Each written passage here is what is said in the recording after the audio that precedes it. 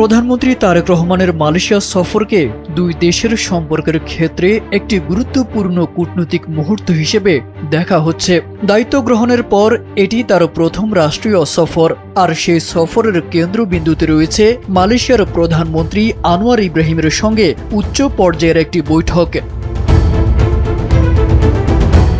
সোমবার পুত্র জায়ার পেরদানা পুত্রা ভবনে আনুষ্ঠানিক অভ্যর্থনার মধ্য দিয়ে শুরু হয় দুই নেতার কর্মসূচি। লাল গালিচা সংবর্ধনা, গার্ড অব অনার এবং জাতীয় সঙ্গীত পরিবেশনের মাধ্যমে মালয়েশিয়া বাংলাদেশের সরকার প্রধানকে রাষ্ট্রীয় মর্যাদায় স্বাগত জানায়। এরপর দুই নেতা একান্ত বৈঠকে মিলিত হন। পরে প্রতিনিধি দল পর্যায়ের আলোচনা শুরু হওয়ার কথা রয়েছে।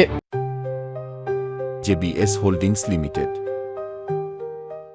তথ্য অনুযায়ী বৈঠকে বাণিজ্য ও বিনিয়োগ সম্প্রসারণ, জ্বালানি সহযোগিতা, হালাল অর্থনীতি, জনশক্তি রপ্তানি, সেমিকন্ডাক্টর শিল্প, কৃষি, শিক্ষা এবং যোগাযোগ খাতে সহযোগিতা বৃদ্ধির বিষয় গুরুত্ব পাচ্ছে। বিশেষ করে মালয়েশিয়ার শ্রম বাজারে বাংলাদেশি কর্মীদের সুযোগ সম্প্রসারণ এবং নতুন বিনিয়োগ আকর্ষণের বিষয়টি আলোচনার অন্যতম প্রধান এজেন্ডা হিসেবে বিবেচিত হচ্ছে।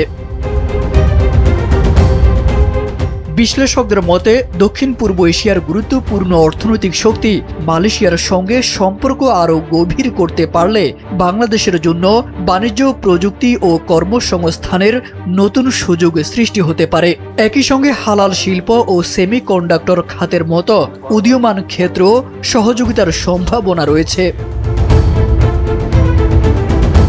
যদিও বৈঠক শেষে কী ধরনের সমঝোতা বা চুক্তি হবে তা এখনো স্পষ্ট নয়, তবে দুই দেশের ঘোষিত আলোচ্য সূচি ইঙ্গিত দিচ্ছে অর্থনৈতিক সহযোগিতা ও জনশক্তি খাতেই সবচেয়ে বেশি অগ্রগতি দেখা যেতে পারে।